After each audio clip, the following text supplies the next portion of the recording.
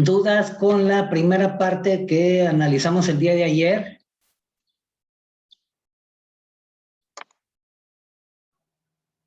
No.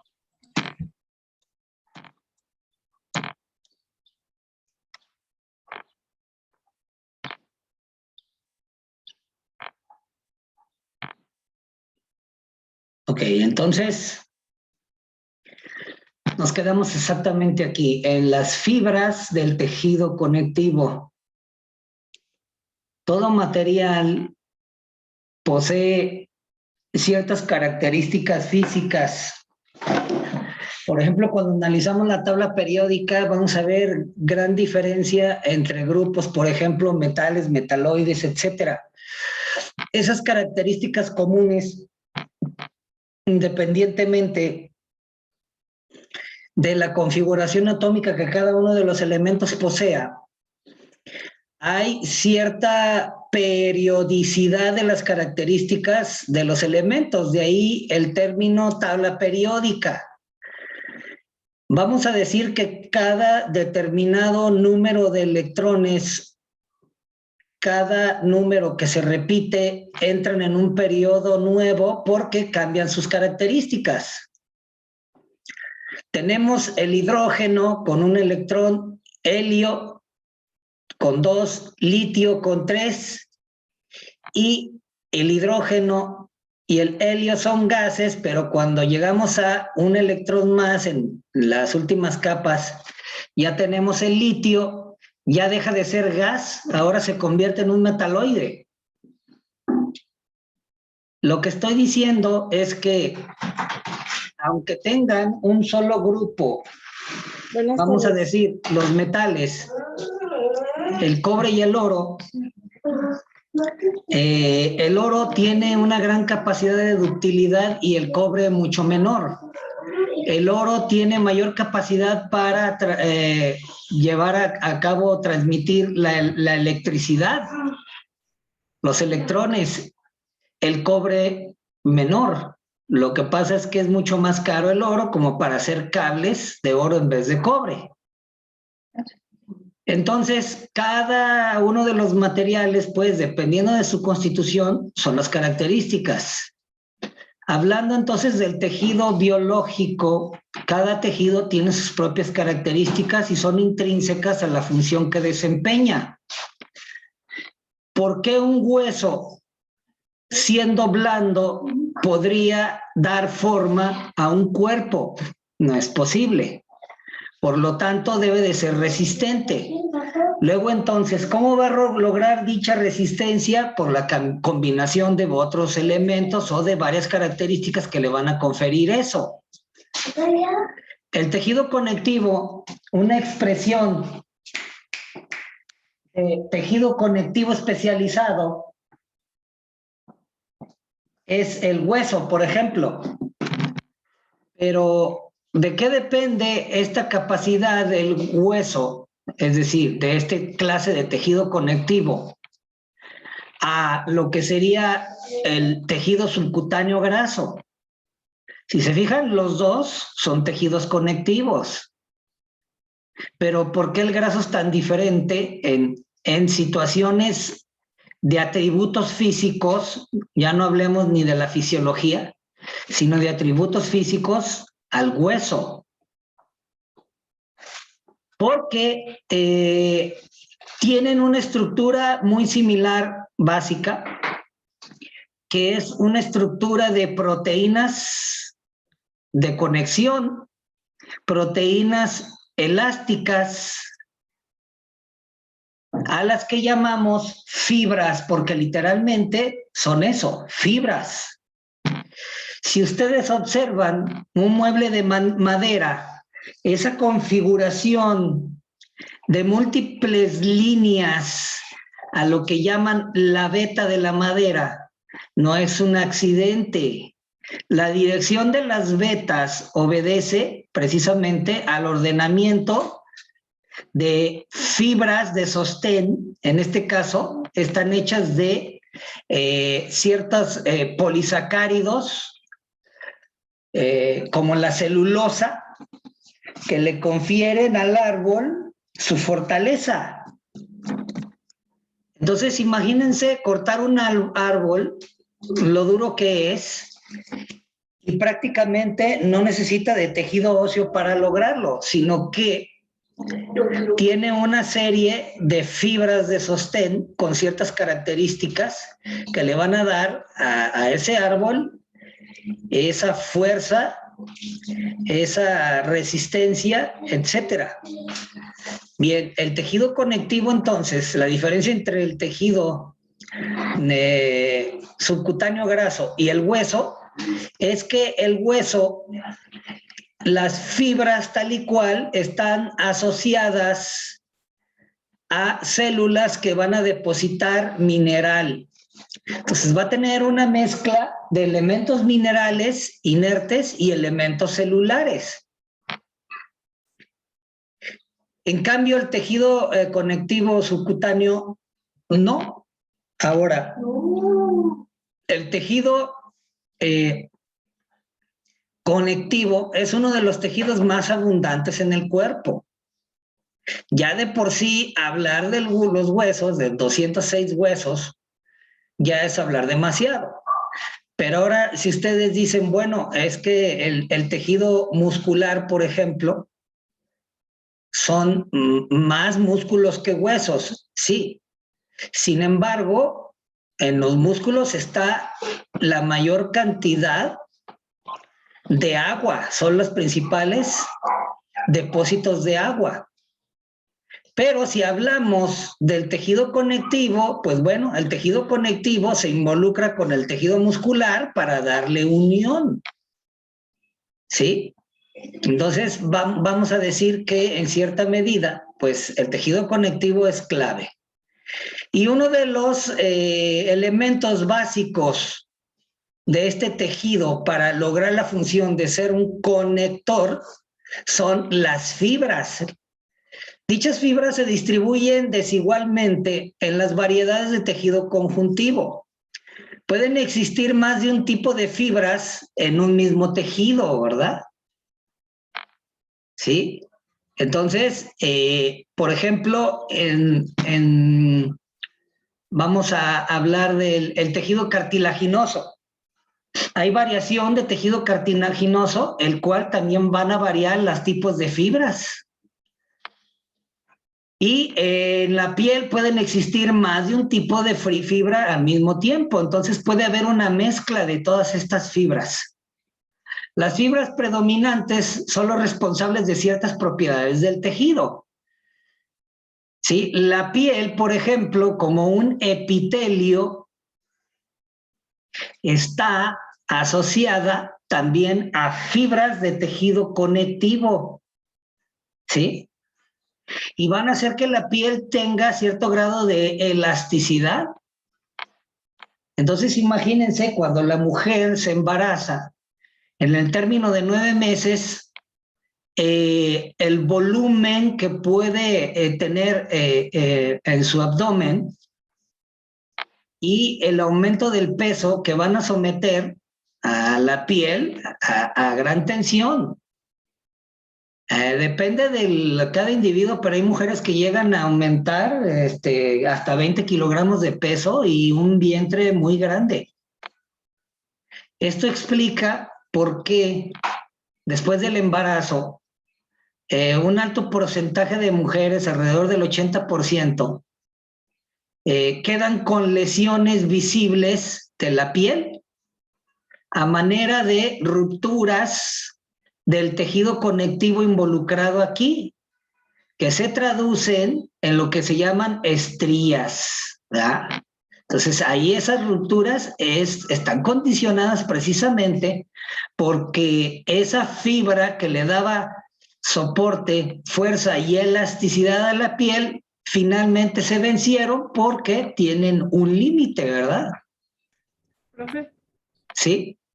es lo mismo cuando, por ejemplo, una persona que tiene sobrepeso, bueno, se pone a dieta y empieza a adelgazar, ¿es por lo mismo que también salen las estrías o...? Sí, así es. Lo que pasa es que Mira, la obesidad tal y cual es antinatural.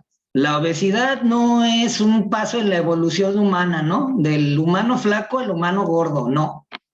Es una enfermedad, es una anomalía y está involucrada con cuestiones metabólicas, es decir, cómo comemos.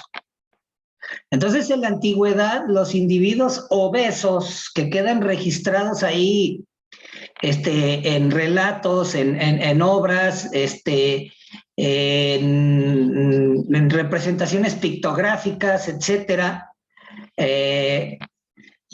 Tenemos, ya no recuerdo exactamente el autor, pero hay un autor español del Renacimiento que pintó a una chica con obesidad mórbida, mórbida, y el título, así es, el título tal y cual dice La Monstra, ¿eh? Por la obesidad tan tremenda, y se pueden apreciar ahí lesiones dérmicas, o sea, pequeñas estriaciones, ¿no? El artista le puso ahí un detalle. Entonces, estoy seguro que esas situaciones es una obesidad endógena y no exógena, es decir, probablemente tenía algún síndrome no identificado hasta la época moderna, cuestión de la tiroides, paratiroides, suprarrenales, etcétera, y por eso estaban así de obesos. La realeza es donde más obesos habían porque se dedicaban a comer banquetes y grandes comilonas, no pasaban hambre. ¿Sale? Pero en teoría, cuando el individuo adquiere un sobrepeso, pues la piel tiene que estirarse tal y cual. Entonces ustedes hagan ahí el ejercicio, ahorita ahí sentados, sujeten por ahí una porción de su piel, vamos a decir del antebrazo, y estírenlo y vean hasta dónde llega. Entonces hay síndromes donde pueden estirar, esa porción que ustedes estiraron se puede estirar hasta 10 veces más. Y son síndromes, porque también es anómalo el hecho de que la piel tenga una hiperelasticidad.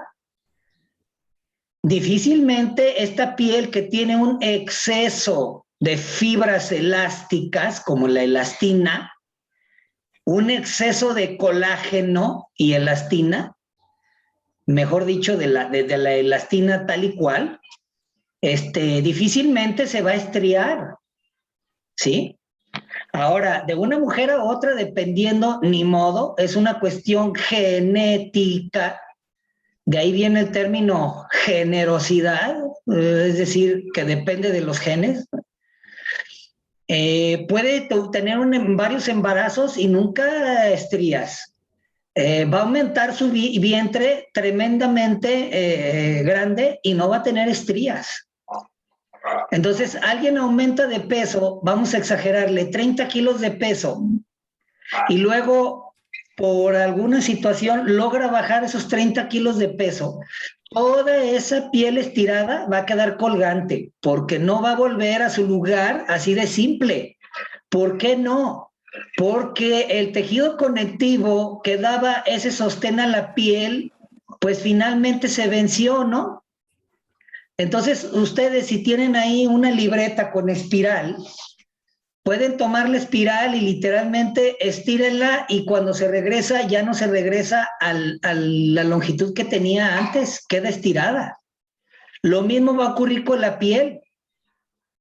Entonces, vemos que está plagado la red por ahí de promociones fantásticas para baja de peso, y ponen una foto ahí de una chica tremendamente gorda antes y luego después, ya un cuerpo de bailarina, ¿no? Y dicen garantizado, y todavía para remachar, sin ejercicios, sin dietas. Digo, pues Dios mío, entonces, ¿qué es eso, verdad? Es por eso que, bueno, cuando la gente ya baja de peso y así, cuando tienen obesidad mórbida, les hacen la operación, ¿no? Les cortan la piel Sí, porque ya todas no. las plastías, abdominoplastías, blefaroplastías, bueno, no, párpados literalmente no. Sí vi un caso de una mujer que tenía la cara tan hinchada que sí le hicieron blefaroplastia hasta de los párpados, porque literal le quedaron bolsas bajo los ojos, imagínate.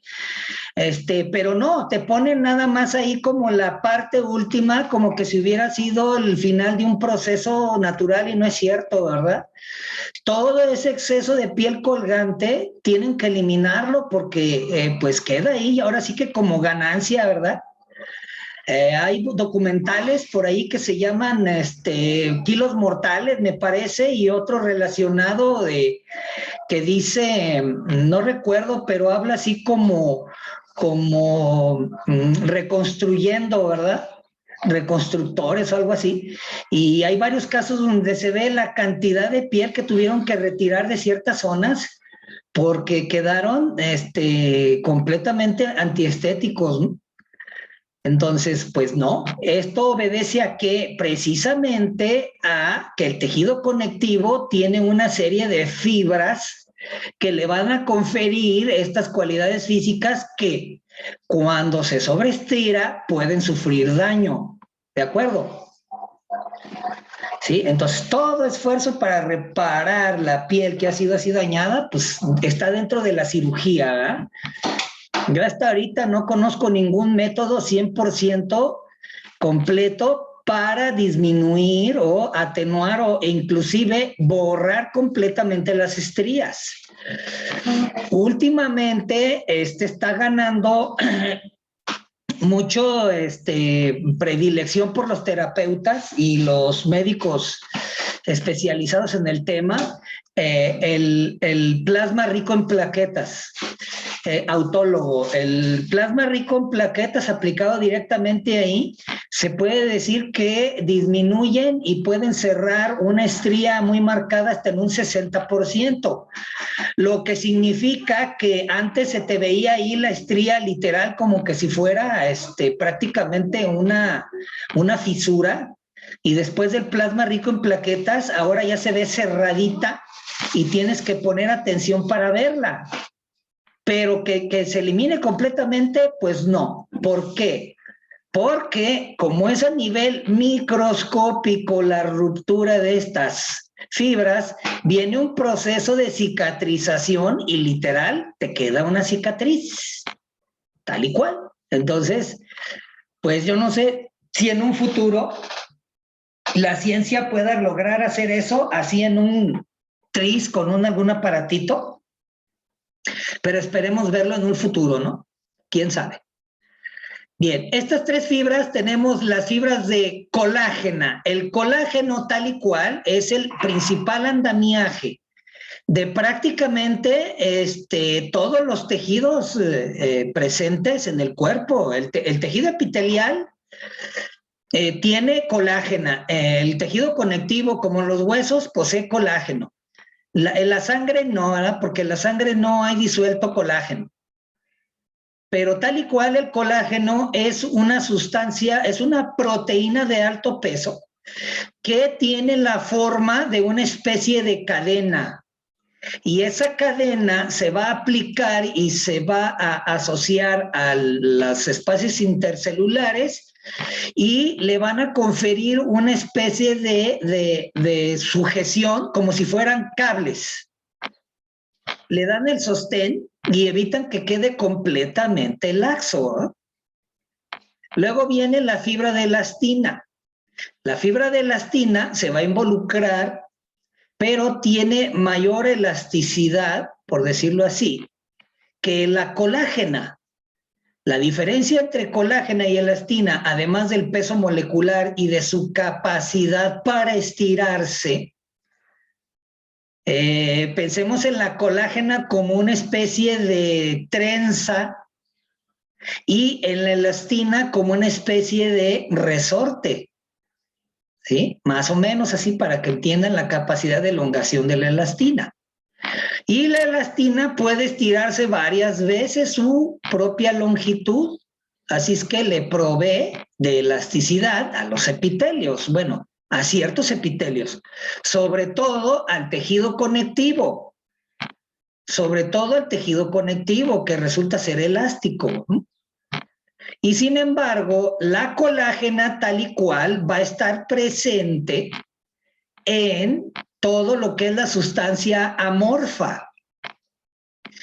Y la elastina va a estar involucrada únicamente en cierta clase de tejidos en las que dichas cadenas de elastina van a estar ancladas de célula a célula o de grupos celulares a grupos celulares, ¿sí? Como medios para darle precisamente la elasticidad, mientras que la colágena no. Y luego las fibras reticulares, literalmente, van a darle sustancia a la piel o a un tejido conectivo tal y cual. Por ejemplo, los huesos, como tejido conectivo, poseen colágeno, gran cantidad de colágeno, pero muy poca elastina. Fibras reticulares también, pero en cambio la piel posee más elastina que tejidos reticulares, por ejemplo. Entonces, vamos a ver las fibras reticulares como si fuera, vamos a decir, imagínense que alguien fabrica una casa y va a utilizar el concreto, el cemento, y cuando vierte el cemento, vamos a decir, en una superficie y lo alisa y espera que se seca, ese cemento va a tener cierta durabilidad, cierta capacidad para absorber impactos, golpes, resistir peso y demás. Entonces imagínate que ese cemento lo pones allí en el patio y en 5 años comienza a quebrarse, a levantarse y hasta se fisura, ¿no? Y dices, ah, caray, qué poco tiempo me duró el cemento. Ha de haber sido de mala calidad y resulta que no. Lo que pasa es que a ese cemento tú tenías que haberle puesto ahí donde tú lo plantaste, literalmente, en la entrada de tu casa, tenías que haber puesto una malla de acero, así en forma de cuadrícula, una malla. Hagan de cuenta que esas son las fibras reticulares. Y entonces le agregas todo lo que es la colágena. ¿A qué le vamos a asemejar? Le agregas grava y le mezclas grava. Y luego las fibras elásticas, ¿sí? Le vas a agregar, vamos a decir, arenilla o arena. Y entonces cuando tú mezclas todo esto junto, pues resulta que esa entrada ahora te va a durar 50 años, ¿no? Y no se va a quebrar, ¿sale? Entonces hay una gran diferencia. Esto que les acabo de decir le llaman concreto armado. Entonces con el paso del tiempo ya utilizaron esas estructuras y pues tienen otra cualidad física, ¿sale? Exactamente es lo mismo que va a pasar con el tejido conectivo cuando están combinando estas 3 fibras. Bien, fibra colágena son las más frecuentes en el tejido conjuntivo, son fuertes, flexibles, formadas principalmente por la proteína colágena.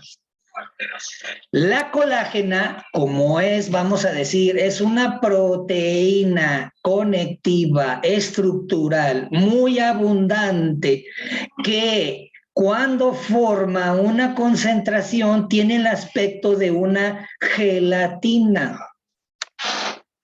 Así es que cuando sacrifican a una res y entra ahí, literal, llega la res al sacrificadero, entra por un canal, ahí la sacrifican inmediatamente, cae en una compuerta, entra en el proceso del canal de procesamiento y literalmente aprovechan el 95.5 de la vaca, lo aprovechan. Al grado que cuando queda el cuero, huesos y otras partes, porque no es lo mismo que vayas a la carnicería, compres la vaca y pides el hueso, y generalmente cortan todos los huesos de las extremidades, y cuando pides cortes de costilla, pues va todo el hueso ahí a la costilla, etcétera, o al costillar, pero jamás te dan, por ejemplo, la pelvis completa, ¿no? ¿Sale?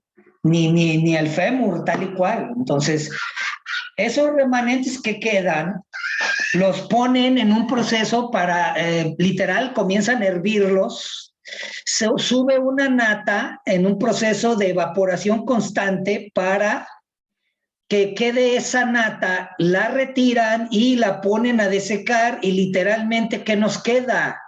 Colágena en polvo. Y esa colágena en polvo te la llevas a tu casa, calientas agua, la viertes allí y haces gelatina, ¿verdad? Un postre.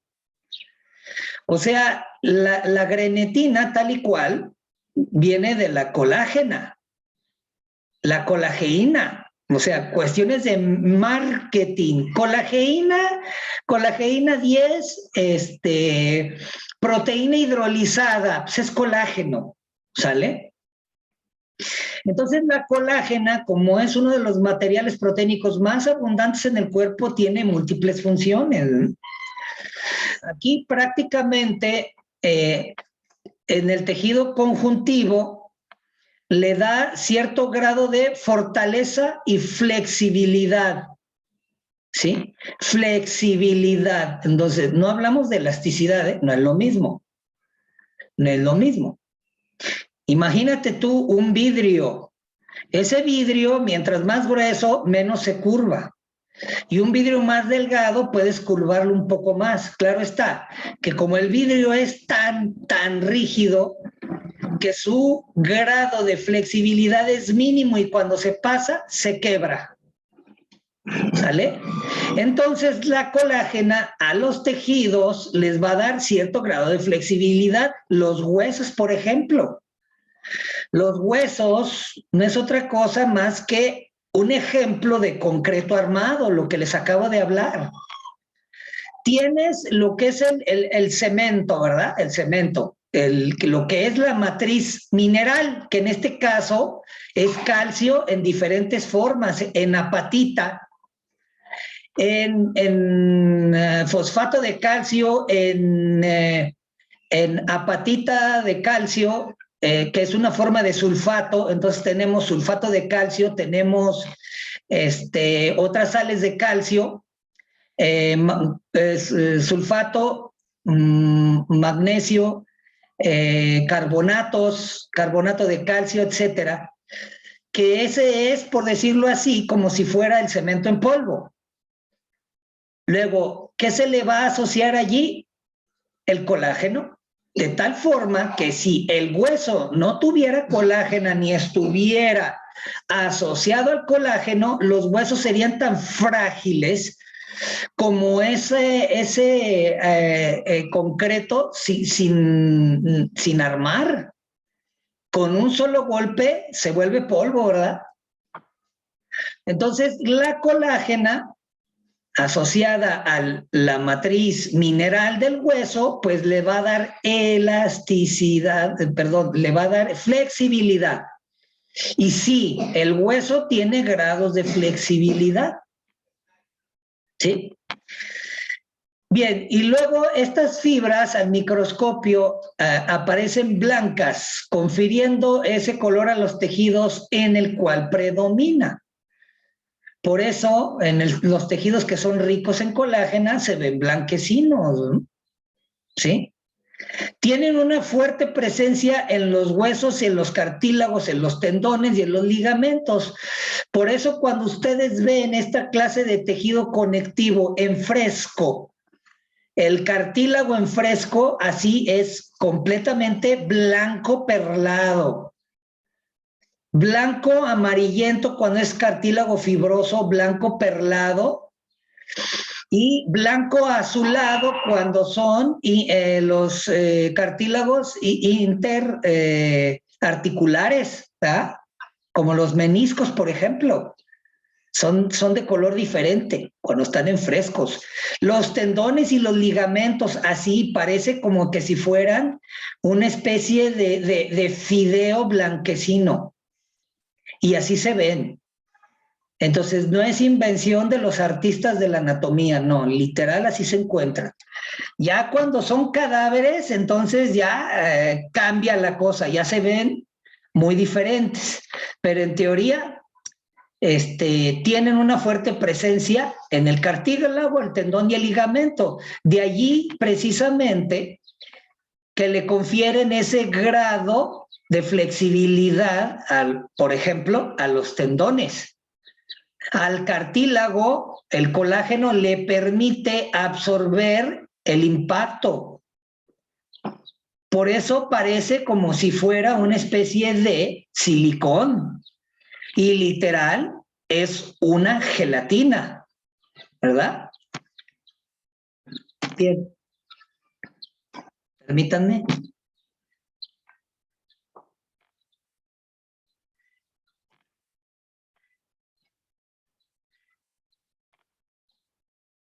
Muchos tejidos, las fibras de tejido conectivo, muchos tejidos aparecen agrupadas en distribución paralela formando haces de fibras de colágeno. Es decir, que estas fibras, yo les daba el ejemplo, esa mesa que tienes tú en tu casa de madera, fíjate cómo las vetas siguen líneas agrupadas, no están caóticas, siguen un sentido coherente. Precisamente la fibra colágena, que siguen transcursos paralelos, están formando haces de fibras de colágeno, lo que le va a dar cuerpo a ese tejido. Estas fibras tienen una estriación longitudinal debido al hecho de estar constituidos por fibrillas. Entonces, literalmente, son entramados como si fueran trenzas, así entretejidas unas con otras. Y al microscopio se observan esas estrías longitudinales, ¿sí? Las fibras colágena están constituidas por una proteína dura, estructural, es decir, escleroproteína, ¿sí? Que tienen una composición característica de aminoácidos. El aminoácido más abundante que constituye el colágeno y por lo tanto más abundante en el organismo es la glicina. La glicina posee un 33.5% del contenido del colágeno. Luego viene la prolina, 12%, la hidroxiprolina, 10%, entre otros. ¿Sí? Entonces, esa colágena, que es la más abundante del cuerpo, el 30% del peso corporal, ¿sí? Es decir, vamos a decir que en un individuo de 100 kilos de peso, más de 30 es pura colágena, ¿sale? Y les decía de la colágena, la glicina, luego la prolina y la hidroxiprolina, para que se den una idea. Por ejemplo, en las uñas hay ciertos adeptos de la medicina natural que dicen que la uña es la continuación de elementos tendinosos agregados y en la falange. Es decir, los tendones se fijan a la falange y esa falange, que tiene grandes fibras tendinosas entremezcladas, se van a prolongar haces y se van a entremezclar con la uña. Sin embargo, los estudios de histología demuestran que no hay fibras tendinosas asociadas a la uña, únicamente al llamado ligamento especial de uña. Y hasta ahí. Y una vez que termina este ligamento especial de uña, en esa delimitación, cambia la constitución o los componentes de aminoácidos en la uña. Ya no hay glicina al 33%, ¿sí? Ahora hay cisteína. La cisteína es la más abundante en la uña, ¿sí? Y también hay prolina, más o menos en un porcentaje similar a este que está aquí, la prolina. Pero hay más cisteína que cualquier otra cosa, ¿sale? Entonces, fíjense cómo van a cambiar precisamente las cualidades físicas de la uña cuando la comparan, por ejemplo, con la colágena. Y eso que todavía la uña tenemos que agregarle otras fibras estructurales como la grelina, la fibronectina y ahora sí, la queratina. Cosa que jamás vamos a encontrar dentro del cuerpo y mucho menos asociado al tejido conectivo. Bien. Las fibras de colágeno forman estructuras que resisten las fuerzas de tracción, entonces están allí para dar cuerpo. Vamos a decir, resistencia y flexibilidad. La resistencia contra la compresión de un hueso. Si ustedes toman un hueso así literal, un corte de hueso, vamos a pensar, un bovino, y lo hacen pruebas de compresión con maquinaria especial, va a tener por peso y volumen mayor resistencia que el concreto. Así, literal. Mayor resistencia y absorción a la presión en relación a peso y volumen que el mismísimo concreto. ¿Sale? Fíjense nada más. Y todo esto es debido a ¿qué? A las fibras de colágeno.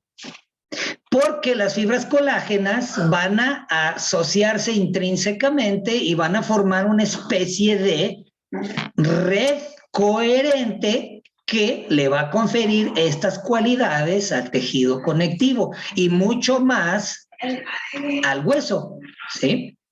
El diámetro de los diferentes tejidos es muy variable y su organización también. En la piel de los mamíferos están organizadas como cestos de mimbre, ¿sí? Literal, es como una especie de mosquitero, ¿sí? Fibras transversales, fibras longitudinales. Es lo que les explicaba hace rato. La manera en que estas fibras se van a adosar como si fuera un entramado así cuadriculado, van a permitir que la piel tenga cualidades, por ejemplo, de mayor resistencia y que se asocie finalmente la elastina para poder estirarse, ¿sí? Entonces, por eso nos da aquí el ejemplo claro de que, por ejemplo, en la piel, estas están agregadas longitudinal y transversal como si se tratara de ese tejido que vemos en los cestos de mimbre, ¿sí? Y esto, por ende, va a permitir procesos de tracción en múltiples direcciones. Esto lo conocen perfectamente los patólogos cuando van a tomar biopsias para el estudio dermatológico, van a hacer una biopsia de piel, una biopsia de leponiquio, una biopsia de paroniquio, una biopsia de leche ungueal. Hay métodos para tomar la biopsia. Uno de ellos es sacabocado, así punzan y sacan un pedazo de tejido. Y eso no es lo difícil. Lo difícil para el patólogo es evitar que esa muestra se deforme. Porque esta constitución de fibras, además de conferirle la firmeza y la elasticidad, la resistencia a la piel, juega en su contra. Porque cuando pierde correspondencia ese pequeño sector de tejido con el resto de tejido, literal se encoge, así, se encoge, se deforma y entonces el patólogo ya no puede examinar esa muestra. Entonces tienen que seguir una serie de pasos para evitar que ese pequeño pedacito de tejido que es biopsia se deforme. Tienen que fijarlos, utilizar una serie de líquidos y técnicas para lograrlo. ¿Por qué? Por lo que les acabo de decir, esa natural o inherente fuerza de tracción, y más cuando se trata de la piel, literal lo quitas y se encoge, así, y se deforma por esa fuerza de tracción. Entonces cobra significado esto que les acabo de decir después de este ejemplo, ¿no? Bien. Continuamos. Se describen varios tipos de colágeno a continuación. hay una gran variedad de colágenos, ¿sí? Los compendios de histología me parece que se enumeran alrededor de 30 y tantos colágenos.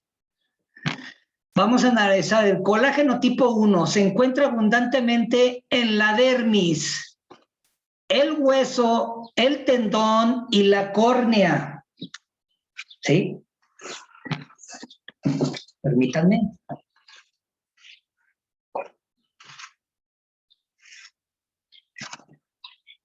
Sí, la córnea, es decir, ese tejido duro que se encuentra al frente de lo que es la pupila en los ojos, en la zona central de la visión del ojo, ¿sí? Donde entra la luz, allí esa pequeña cúpula de tejido transparente tiene colágeno tipo 1. Los huesos son el reservorio mayor de colágeno tipo 1, ¿sí? Es sintetizada por fibroblastos, los fibroblastos, y estos fibroblastos van a tener un cambio hacia lo que se conoce como condroblasto y osteoblasto. Entonces, así como el fibroblasto se encarga precisamente de la fabricación de las fibras que le confieren sobre todo la fibra de colágeno, el condroblasto lo va a hacer en el cartílago y el osteoblasto en el hueso, ¿sí? Y estas células activas aquí permiten que el tejido conectivo se mantenga fuerte, elástico o vamos a decir fuerte, sustancioso y flexible, dar resistencia y flexibilidad. ¿Sí? ¿Gracias a qué? A los fibroblastos. Ya habíamos visto en la clase anterior los elementos celulares, los residentes y los transitorios. Y este es de los elementos celulares residentes. Los fibroblastos en el tejido conectivo, los condroblastos en el cartílago y los osteoblastos en el hueso. ¿Sí? Dan resistencia al estiramiento. Luego, colágeno tipo 2 se encuentra sobre todo en el cartílago, pero también se presenta en la córnea embrionaria y en la notocorda, en el núcleo pulposo y en el humor vítreo del ojo. La notocorda es en el proceso de la formación del embrión, es un núcleo que va a dirigir el resto de la configuración embrionaria, ¿sí? Es sintetizado por el condroblasto. Su función principal es la resistencia a la presión intermitente. Así evita que se deforme ante la presión. Entonces, gracias a eso, tenemos los meniscos articulares, por ejemplo, los de la columna, y cualquiera de ustedes que alguna vez se haya lesionado un cartílago intervertebral sabe de lo que le estoy diciendo. Caen en la cuenta de que somos frágiles y que nuestro cuerpo tiene límites.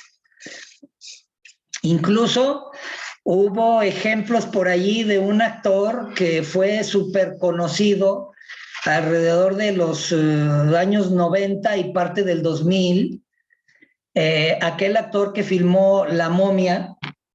Dice él que el esfuerzo físico para filmar estas películas fue a tal grado que literalmente sufrió compresión de la espina dorsal de la columna y tuvieron que hacerle intervenciones quirúrgicas para descompresionar la columna.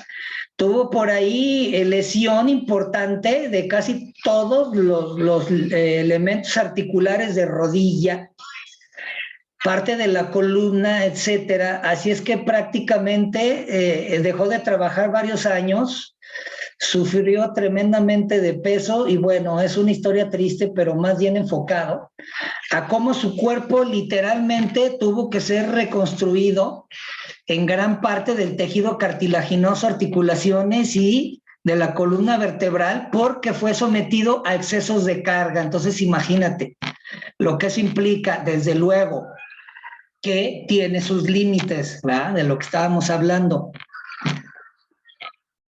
El colágeno tipo 3 abunda en el tejido conectivo laxo. El colágeno tipo 3 es todavía un poco, su cadena es una cadena clásica alfa 3. La cadena alfa 3 tiene una configuración que le va a conferir una especie de entramado diferente al colágeno 1 y 2, ¿sí? Por eso, dice, abunda en el tejido conjuntivo laxo, en las paredes de los vasos sanguíneos, la dermis de la piel, el estroma de varias glándulas. Por eso, esta constitución del alfa-3 le va a conferir todavía mayor complacencia en la resistencia.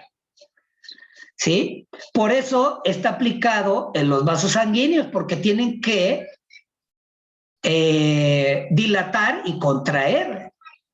Entonces, es muy diferente si alguno de ustedes, por ahí en el proceso de comer carne, le ha tocado por ahí un corte, un chuletón, donde literalmente se encuentra una arteria. Van a ver cómo la resistencia de la arteria cuando tratan de masticar es muy diferente y es mucho más elástica que el resto de la carne, ¿sí? Esto nos da el ejemplo a qué se refiere eso de la cadena alfa 3, ¿sí? Esta cadena es sintetizada por células de músculo liso, fibroblastos y glía. El colágeno tipo 3, las neuronas tipo glía van a fabricar el colágeno tipo 3, por eso el cerebro, si ustedes han visto el cerebro, al menos en teoría en las películas, así, parece una gelatina, la constitución del cerebro es como si fuera una gran gelatina, porque gran parte del peso del cerebro es agua, pero asociada al colágeno tipo 3, fabricada porque ya vimos el tejido nervioso y vimos la importancia de las células glía. Y las células glía están ahí para dar sostén, nutrición al cerebro, así darle su medio de vida, su medio de inclusión, su medio donde medrar, donde anclarse, etcétera. La célula glía. Gracias a que se sintetiza todo este colágeno tipo 3. ¿Sí? Entonces, muy abundante allí. Su función es la de sostén de los órganos expandibles. Bien, colágeno tipo 4 es el colágeno que forma la lámina basal subyacente de los epitelios. Si ustedes... no es que yo sea carnívoro completamente, no, soy omnívoro, llevo una dieta balanceada, pero confieso que mi plato preferido es la carne. Si han comido un corte grueso de la piel, así de carne, un corte grueso que incluya lo que es parte de la piel, tal y cual, cocinada, ¿no? Sobre todo de cerdo. Les doy un ejemplo, el chicharrón prensado. Quien ha comido chicharrón prensado y lo ha cocinado se ha dado cuenta que la sensación, la textura, todo es diferente al resto de la carne normal del cerdo. ¿Por qué? Porque involucra todas las capas de la piel hasta llegar a lo que es el músculo en sí, la carne, tal y cual. Y hay una parte, en la parte superficial, que ustedes al masticar identifican luego como que es eso, lo que es piel. Inmediatamente al centro ves una especie de membrana blanquecina, súper elástica, que hasta batallas más para masticar, e inmediatamente debajo de eso ves toda la grasa ahí agregada, el tejido graso subcutáneo. Ese es la lámina basal, agregada al tejido laxo subcutáneo. Por eso es laxo, porque parece como que está mucho menos sustancioso que el músculo, por eso se le llama laxo, ¿sí? Aquí se encuentra el colágeno tipo 4, ¿sí? Colágeno tipo 4. Es sintetizado por células epiteliales y endoteliales y su función principal es la de sostén y filtración. De tal suerte que cuando comes duro de cerdo, esa cosa completamente seca para botanear, el duro de cerdo, todos los proteoglicanos que tiene ahí ya el duro de cerdo, pues son nada más proteoglicanos y colágeno. Así literal, puro colágeno tipo 4 y proteoglicanos, ya no tiene ni elementos celulares, ya no tiene absolutamente nada, ni siquiera sodio, sales minerales, nada absolutamente. Vamos a decir que en este sentido el duro de cerdo es un alimento súper sano. Lo puede consumir hasta el diabético, fíjense.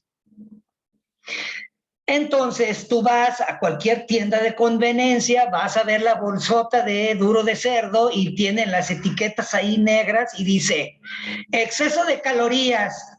Y uno preguntaría, ¿y es malo? No, no es malo. ¿El exceso de calorías en qué sentido? En toda la bolsa, órale. Pero luego dice exceso de sodio, otro mito, ¿verdad? Y luego dice allí exceso de grasa también, ¿no? Entonces, literalmente, ese duro de cerdo, que prácticamente fue o parte de epitelio y tejido conjuntivo laxo y demás, pues ahora resulta que no, te dan advertencias de consumo. No, lo que estoy diciendo es que a veces los criterios están equivocados, ¿sale? Colágeno tipo 5, 6, 7, 8, 9, 10, 11, 12 y 13. El colágeno tipo 5, presente en la mayoría del tejido intersticial, se asocia al tipo 1. Entonces, el intersticio es entre célula y célula. Entre célula y célula, acuérdense cuando les dejé por ahí la tarea de las uniones celulares, van a ver que hay zónulas adherens y ahí se involucra el colágeno tipo 5 como una especie de proteína de pegamento y está asociada al tipo 1. ¿Por qué? Porque van a formar, por ejemplo, parte en los huesos o darle la estructura, ¿sí? Colágeno tipo 6 presenta en la mayoría del tejido intersticial, sirve de anclaje a las células del entorno. El tipo 1 sirve para la zónula adherens, es parte de las proteínas que sirven como anclaje, vamos a decir, la unión celular más fuerte, la desmosómica, ¿sale? El colágeno tipo 5 se involucra en la formación de la célula desmosómica o desmosomal. Colágeno tipo 7 se encuentra en la lámina basal. El colágeno tipo 7, ahí en lo que les acabo de decir, prácticamente lo que es la frontera y medio de unión del epitelio al tejido conectivo subyacente, es decir, de la piel al tejido subcutáneo. Esa pequeña zona de unión, literal, es una lámina, está constituida de colágeno tipo 7. Lo que quiere decir que si tú tuvieras que vender en Amazon colágeno tipo 7, pues lo que tendrías que hacer es tomar únicamente la lámina basal, desprenderla de esa parte intermedia y procesarla. Si no, no sería colágeno tipo 7. ¿Sí? Colágeno tipo 8, presente en algunas células endoteliales, ¿sí? Algunas células endoteliales, los endotelios que son parte de la constitución de la parte interior de capilares, arterias y demás. El colágeno tipo 9 se encuentra en el cartílago articular maduro e interactúa con el tipo 2. Entonces le va a conferir ciertas cualidades de mayor absorción y deformidad al cartílago, ¿sí? Cosa que no estaría presente en otra clase, por ejemplo, en el hueso, tal y cual. Colágeno tipo D es presente en el cartílago hipertrófico y mineralizado. Cuando el cartílago ha sufrido un largo periodo de Traumatismo, proceso degenerativo inflamatorio sostenido, como en artrosis y en artritis, se le va a asociar el colágeno tipo 10 y va a iniciarse un proceso de mineralización conocido como calcificación anómala. Colágeno tipo 11 se encuentra en el cartílago e interactúa con los tipos 2 y 9, ¿sí? Bien. Colágeno tipo 12 presente en tejidos sometidos a altas tensiones como tendones y ligamentos e interactúa con el tipo 1 y 3. Entonces, así como el colágeno tipo 8 presente nada más en endotelios, ¿sí? O el 10 solamente en el cartílago hipertrófico, así vamos a hablar del cartílago tipo 12 que se encuentra en donde tendones y ligamentos. Tendones y ligamentos. Entonces, yo les sugiero que cuando vean esta presentación hagan un cuadro ahí de zonas exclusivas y el tipo de colágeno, ¿no?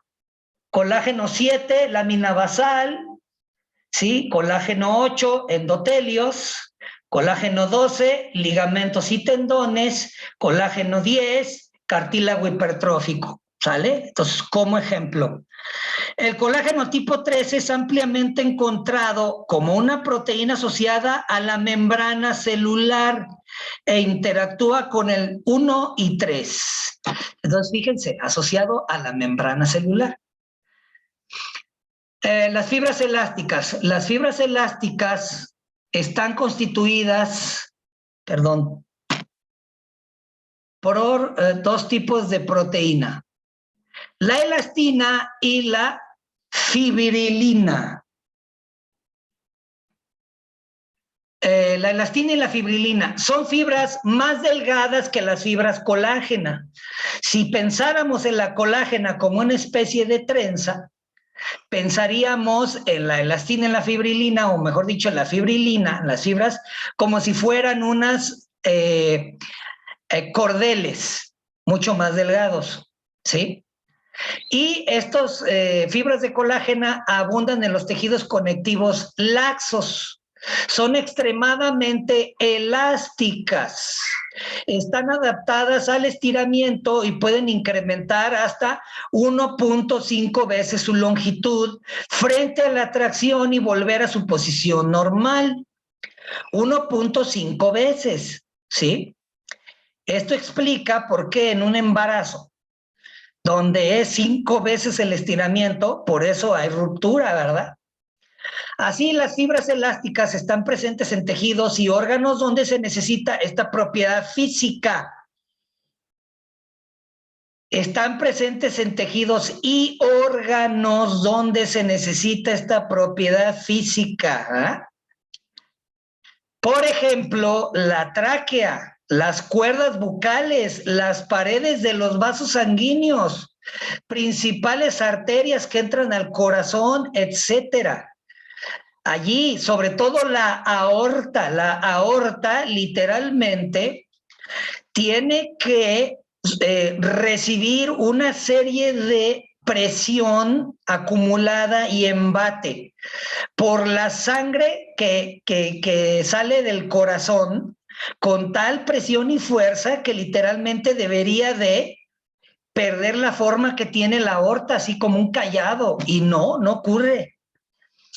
Si pensamos que la aorta tiene esta cualidad debido a estas fibras especiales, junto con una superposición de calcio, en menor medida que los cálices renales, pero le van a ayudar literalmente a resistir toda esta presión sanguínea, ¿sí? Eso es nada más un ejemplo tal y cual. Continuamos.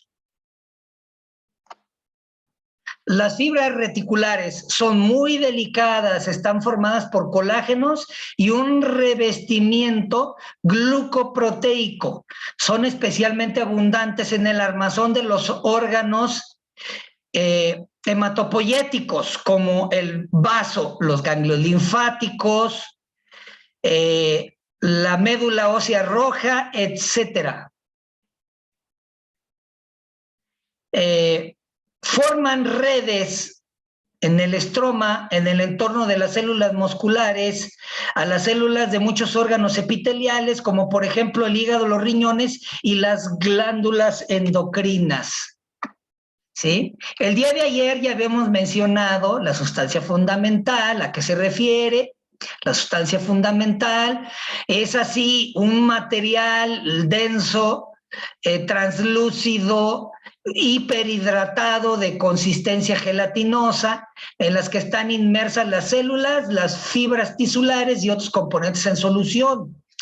Las características físico-químicas de la sustancia fundamental amorfa están dadas por composiciones biológicas de glucosamínglicanos asociados a proteoglicanos. Yo les decía que el duro de cerdo, por ejemplo, son proteoglicanos, pero toda esa constitución antes de ser un duro tal y cual para botana, era como gelatina. ¿Por qué? Porque contenía gran cantidad de glucosamínglicanos. Por eso, inicialmente conocidos como mucopolisacáridos ácidos, los mucopolisacáridos son ejemplos más claros en situaciones de productos vegetales, como la baba de nopal, por ejemplo. Los mucopolisacáridos, de ahí que se les conocieran como tal, pero ahora la bioquímica y la química celular ya no utiliza el término de mucopolisacárido. Ahora se lo deja a estos ejemplos como la mucina, como la mucina y la otra inulina, que se extrae del maguey, del nopal, etcétera. Principalmente se hallan donde en el condrotin sulfato, heparansulfato, ketaransulfato y ácido hialurónico. Todas estas sustancias naturales en la actualidad han sido ya procesadas en forma industrializada y se venden como suplementos para ayudar a la restitución de estos tejidos, en especial el cartilaginoso, y actualmente son un boom de moda y de consumo, ¿sí? Un boom de moda y del consumo. Bien, aquí. El tejido conjuntivo laxo, se le conoce como tejido areolar, es lo mismo, se origina en el mesodermo, ¿sí? En la parte intermedia del objeto trilaminar embrionario. Sus fibras son poco ordenadas, las fibras colágenas delgadas relativamente escasas. La sustancia fundamental aquí, yo les explicaba que va a ser todavía más viscoso y abundante, de allí que parezca que es todavía más laxo, así literal flojito que el resto. Se localiza debajo de los epitelios, está asociado a esa lámina basal y es como el reservorio del tejido adiposo, por ejemplo. Esto va a servir literalmente como una serie de cavidades, así, una matriz como si fuera un panal de abeja, pero en lugar de guardar miel va a guardar vasos sanguíneos, glándulas, etcétera. Sus células son en su mayoría errantes transitorias, por ahí se están moviendo constantemente, ¿sí? Y aquí es donde literalmente la mayoría del edema se va a dar. El mejor ejemplo es el lipedema, de lo que también ya habíamos tocado cuando nos tocó la clase del sistema linfático. Bien. El tejido conectivo embrionario, el tejido conectivo mesenquimatoso. Este se encuentra solamente en el embrión. Está constituido por sustancia fundamental amorfa de tipo gelatinoso. Contiene fibras reticulares diseminadas.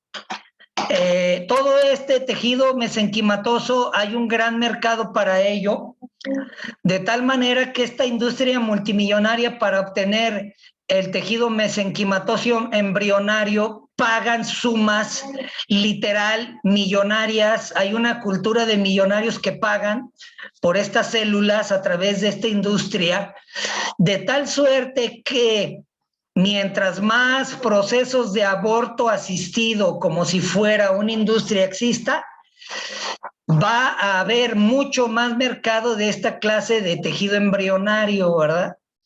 Así es que los defensores pues salen beneficiados, ¿no? El tejido conectivo mucoso es un tejido conectivo amorfo laxo con una matriz extracelular de tipo gelatinoso y se le conoce también con el nombre de jalea de Wharton, que se encuentra solamente en el cordón umbilical y por debajo de la piel del embrión.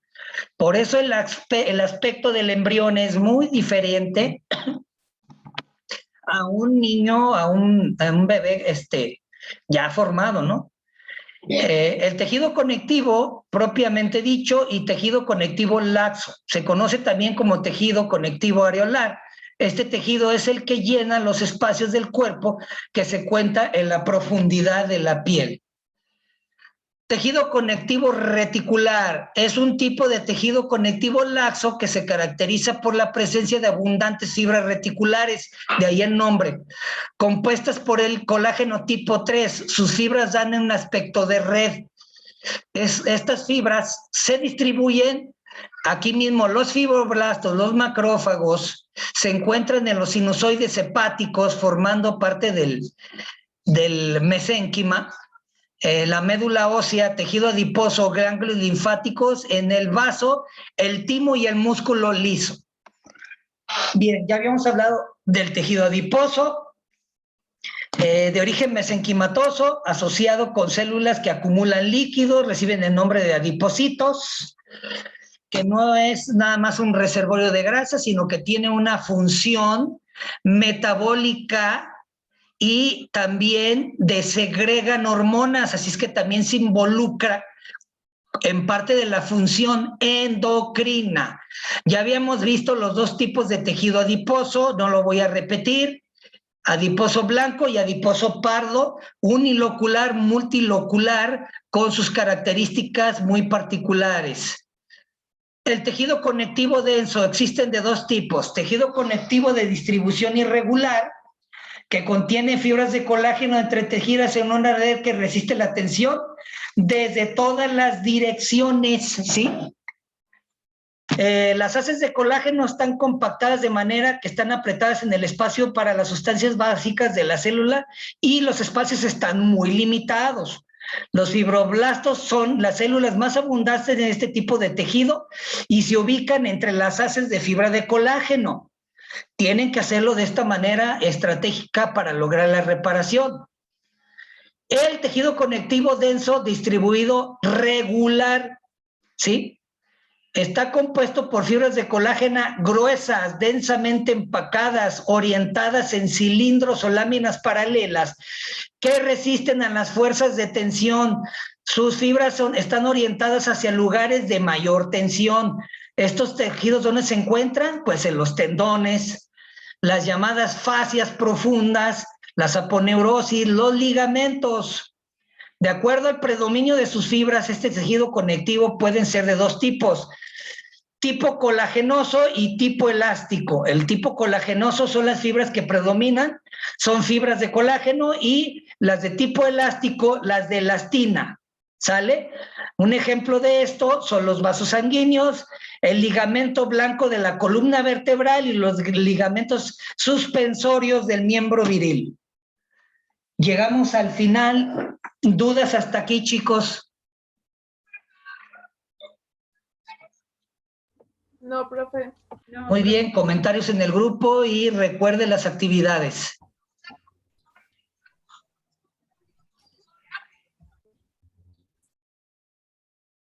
Gracias a todos. Gracias, profe. Gracias a usted. Hasta luego. Esta presentación no la manda, ¿verdad? Creo que ya la mandé, chequen si no la reenvío. Ok. Gracias, deja checar. Adiós. Adiós. Profe. Bye a todos. Bye.